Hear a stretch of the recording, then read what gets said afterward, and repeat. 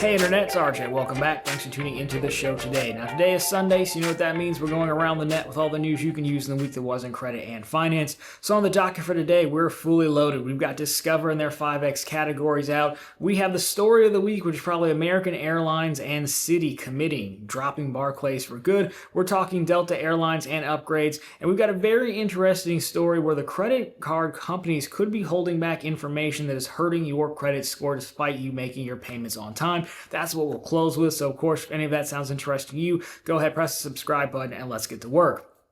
Now, we'll lead off with Discover. Yes, I know technically they came out at the 1st of the month, and, you're watching this on the 8th, but, because of taping and releasing, we don't always get the stories on time. So that's what profitablecontent.com for us, by the way, the website, link down below for you.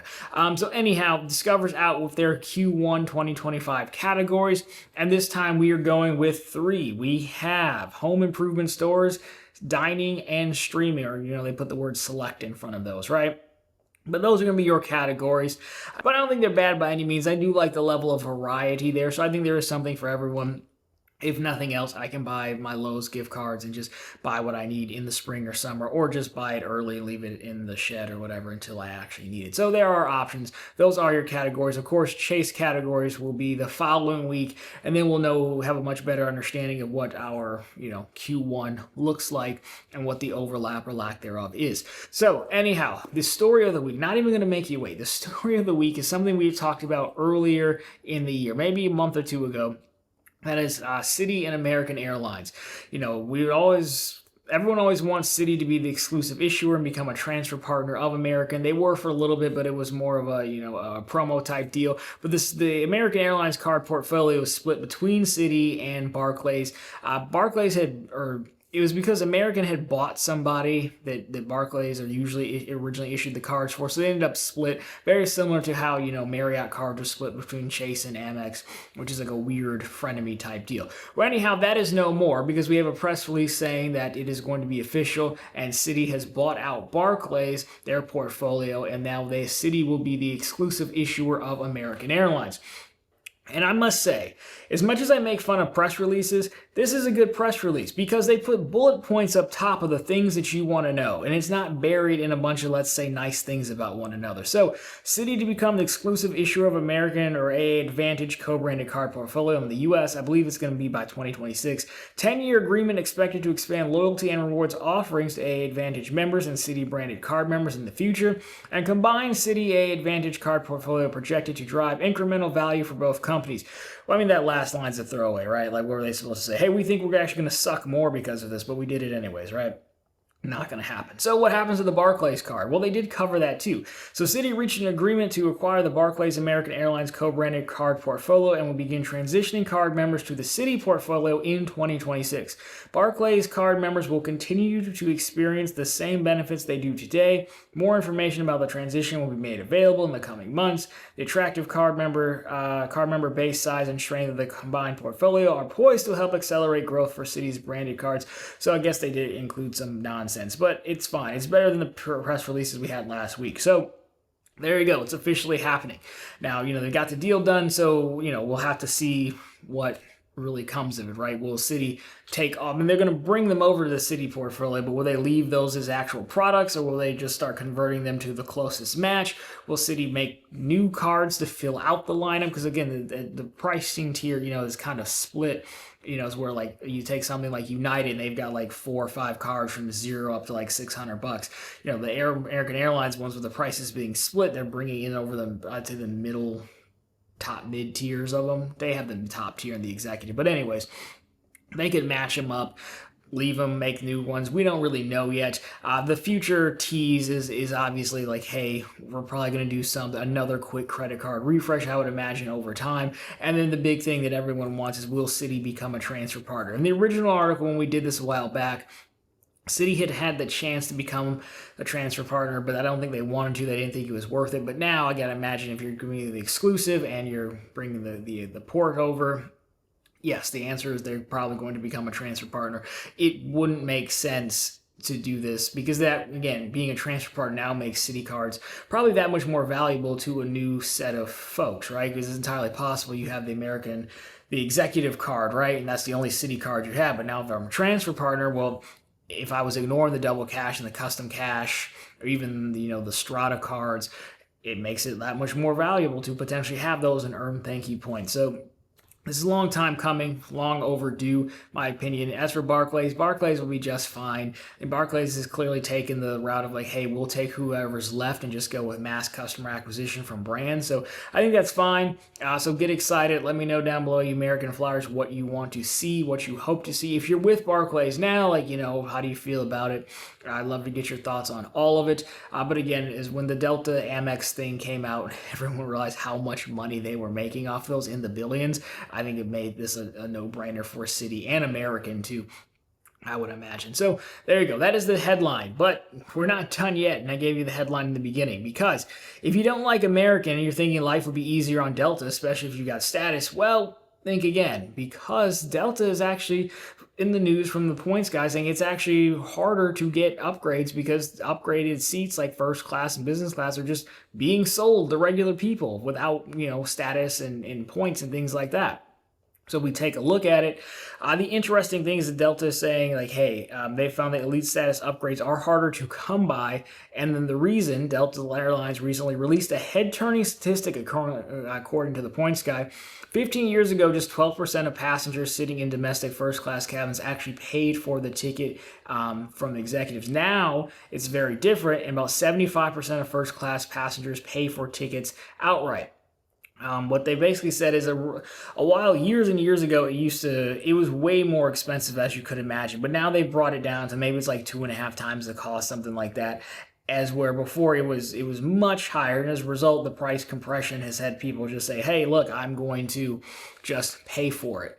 And I can kind of see that for a few different reasons. I do not first class. First class to me is kind of overrated, but I think I did it once because they canceled a flight and they're like, well, if you take this 5 a.m. flight, we can put you in first. I was like, okay, great. And I remember getting on the plane and turning right instead of left like a noob. It's embarrassing.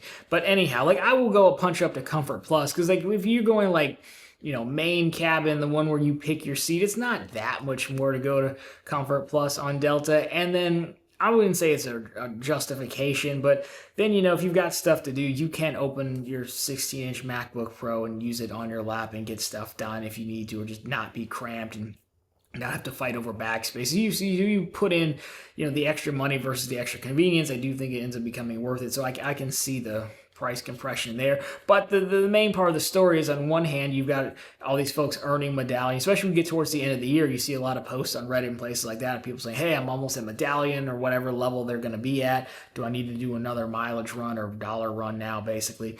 And it's like, you can do them, but no matter how cool you are, how high of status, the airline's always going to prioritize revenue-based customers. So if you're a status person, the main point of status is those upgrades. So like, what are you going to do? Like, what else is there? Because it's a weird problem for Delta to have. Like, hey, people are giving us money. Cool. And so I guess this is a throwback to our story 2 weeks ago, where Delta was talking about, we think there's some more segmentation we could do in the back of the plane to make another pricing tier. Well, they may very well have to do that at the front of the plane too, because, you've got people, loyalists, if you will, at Delta Medallion, Delta Diamond and whatnot, who expect these upgrades, because again, what else are you getting for this, honestly? And people who are just going to pay. So do you need to split that up somehow? I would imagine, it's probably a good problem to have if you're Delta, I would say. But, if you were hoping for upgrades, just keep that in mind and let us know your experience. I mean, I'm never going to get an upgrade. There's no way. I don't have any level of status. But, if you're someone looking for upgrades or used to it, let us know what you've experienced down below.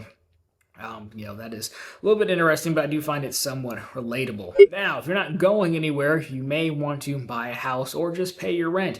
And you may know about BILT Rewards and their credit card. We've talked about it for quite some time. A week or two ago, we had the story about BILT, not the credit card, but the program, getting ready to pay out points if you bought a home using their own buying agent, right? And now BILT has rolled out a roadmap of 2025, which is cool. You see a lot of roadmaps come out, product space and things like that. So It does gives us insight into what the company's looking at.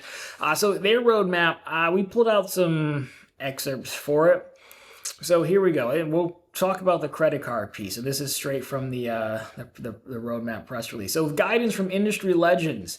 Ken Chenault, no idea who he is, but he's a former Amex CEO. Now he's BILT chairman. And Philip Rise, former president of American Express Consumer. So they just took a bunch of Amex cards. I'm Amex people. I'm probably going to hate this. We're building towards BILT Card 2.0. This next evolution of our card program would focus on tiered offerings that better serve different member needs, while delivering enhanced value through new benefits on housing spend and our neighborhood network. We expect the BILT card to remain the preferred payment option for 15 to 25% of our members as we continue to innovate and enhance the card experience. But more importantly, I've been reading and passing along your feedback and requests for the current Wells Fargo issued and operated BILT card program.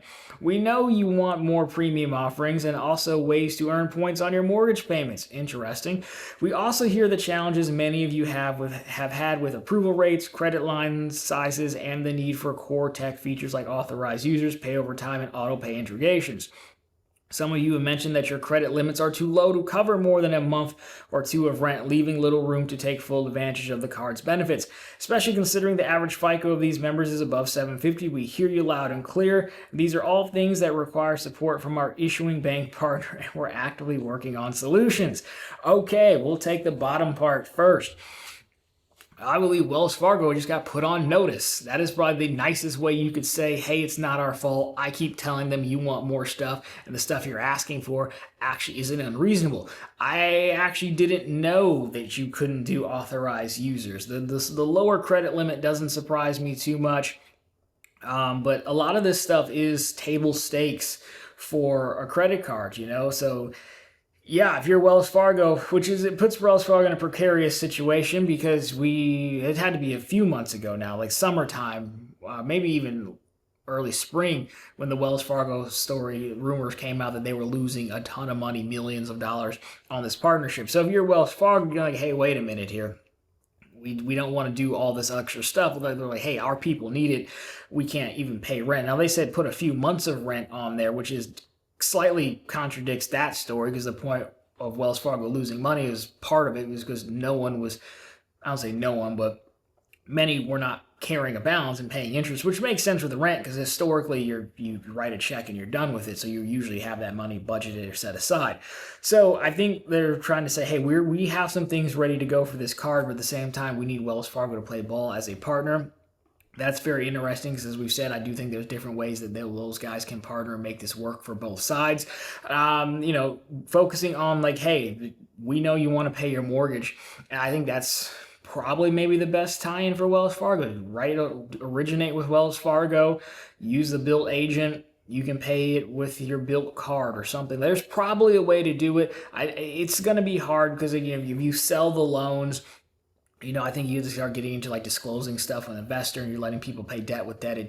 It's not, I wouldn't say it's more risky, but by definition it's more risky. So there's a lot to be had there. But this press release, it is interesting. They have heard people, which is cool. And we'll keep an eye on it, is basically all I can say, is because if they did mortgages, which is kind of the last frontier, that would be a game changer, I would say. But they also have their own issues to solve with the card. Like, a tiered system tells me they may very well move to multiple cards, annual fees, or spend thresholds not counting rent, because we know that there's no real reason to use the BILT card outside of rent purchases. I mean, that 15 to 25% numbers, kind of, you would think low. I wouldn't think it's low, but again, if you're marketing this to the mass consumer, that's pretty low. But I think they only really marketed it to us. And so that makes sense. I think they want to get that number up, gives you a reason to use your card. So I don't think it'll be all just a total layup on what you get, but I think they're going to try to fix some of their problems. But it at least sounds like if Wells Fargo will help them out, then it could be potential game changer 2.0, I guess, since the first one did change the game as well. So we'll definitely keep our eye on that. The only other thing that stuck out to me was like they want, they are, rent seems to be conquered, and they are kind of pushing their actual BILT platform, right? Because even the mortgage points, you don't have to have the BILT card for, you just have to have a BILT account. So, I think there's also that. They're also maybe a little bit of a hedge there, I would say, if Wells Fargo doesn't help them out too much. But There you go. I found that one pretty interesting as well. Now, the last story here is pretty interesting. This is from Yahoo Finance. We're going to go straight from the blog post that they wrote. But the gist of it is your credit report, actually title it, your credit report is missing key data that lenders are refusing to report. So what they did was, or someone did, and Yahoo Finance is reporting on it, they did a study, and back in the day, your lenders used to report, hey, here's how much you owe, and here's what you're expected to pay, basically reporting your payments. And on-time payments are a large component of the FICO wheel of getting your credit score up. And all of a sudden, that kind of stopped, and some of the biggest lenders stopped reporting all of your information. And the reason is, well, what they say is competition. So we're going to pull straight from this. So this author, Jana Heron here, senior columnist. So the weird thing, that information used to be in my credit report, talking about payments, until about 10 years ago when the biggest credit card companies stopped reporting that payment data because it created too much competition among lenders. So what they're basically saying is from 2009 to 2013, most credit card issuers shared with the credit bureaus what people were scheduled to pay each month and how much they actually paid, even though they were not required to under the Fair Credit Reporting Act. The share of accounts on credit reports showing that information was 89% in 2013. That was from a Gutman-Kenney study. Now, a year later, that percentage dropped to 55%, and by 2022, it's only 36% of credit card accounts included that data in a person's credit report. So what happened after that? We go to our friends at TransUnion. TransUnion, of course, one of the major three bureaus, they launched a product called a trend data product, which showed whether a potential borrower was getting riskier or less risky based on historical views of their accounts. One of the pieces of information included in that was actual payment amounts. So all that to say, banks are saying, well, hey, look, I don't necessarily need to use TransUnion's product to know that you paid your Bank of America credit card every single month. That's an internal data point. If I start reporting that, other banks may take notice, and it could be easier for you to get approved with other banking products with them. Now, let's keep in mind here, it is important to note, as the article does state, the bank is not required to report anything to credit bureaus. They don't have to. So them withholding information, while wrong for us, is not against the rules. Now, the CFPB could step in and make them do it. We don't know. They've got their own fight going on with the Trump administration, and won't they get sacked or not? We'll see. So they're a little bit preoccupied right now. But technically, the bank is doing nothing wrong. Now, I think this is actually pretty big, not so much on just, hey, I might get harder to get banking products, but it just illustrates how much we've put into this credit score number, and you can't get anything without a credit score. You want to come rent for me, I have to look at your credit, right? You want to open a cell phone plan, apartment, rent, things like that. You go to the job, certain jobs, they're checking your credit, things like that. And, so it's kind of tough because it's really like, it's your information. There's no rule for them to have to report it. You would really have no idea if they're reporting or not. I mean, you could probably pull your report and see, but what are you really to do? So the people whose information ends up stuck in the middle, and this does greatly impact you. I think you could still get approved for products. I mean, credit cards, I know for some of you this will be mean. We do have some folks who are rebuilding their credit, and I applaud you and keep going. But after a certain point, you can fog a mirror, you can get a credit card. Most of us here get denied because we have too many or we're too aggressive. But it does affect your type of rates you're getting, the product options and pricing that you're getting. So it does play a massive part, and these guys are just withholding information because they may want to sell you some more banking products and they don't want someone else to sell you banking products. Like, that's crazy. Like, we gotta do something about that. Because it's just really, it's one of those things that kind of, we created the system, but it's also largely out of your control, this component of it. I mean, imagine if you had a secure credit card and you were thinking that you were rebuilding your credit. In actuality, they're like, no, I'm going to keep these to myself so that I can come back and sell you a more premium card. I'm using credit cards as an example because that's what we talk about here, but it plays with other products. Now, the other interesting part is, if I wanted to sell you a mortgage or a car loan as a Bank of America, I would still have to pull tri-merge credit report and turn that in with your file when I go to sell that loan to an investor, but your credit score would still be suppressed because I didn't report the information. So how would that work? So I don't know. That's why it might only work on some products. I don't know. There's more questions to be had there than anything else. But again, I didn't even know this was happening. Maybe you did. You can let me know down below. But I would like to see something about that happen. Nothing else. It's got to be an all or nothing type of deal. I mean, just all would probably be the answer. I would imagine. I do. I have 2 open CFPB complaints right now, so I am a fan of the CFPB, despite not normally being a fan of regulation, but they do help. And this one is just so out of people's control and they don't even know, and it does have such an overarching impact even beyond banking products that this one was crazy, which is why we ended with that story. So like I said, action-packed week. We rambled for 20 minutes, so I'll turn it over to you. Let me know down below your thoughts on all of it. Love to hear from you. Of course, if you found it interesting, drop me a thumbs up down below. If you found it particularly interesting, consider subscribing to the channels. We're posting content just like this every single week, and of course every single day over on profitfulcontent.com, the channel's blog. We have the latest news stories, we have plenty of bank promotions, and we have credit card offers, provided you can get in. Just kidding. You'll be fine if you're watching this, I'm sure. But anyways, guys, that'll do it for this one. As always, thank you so much for watching. I'll talk to you very soon in the next one.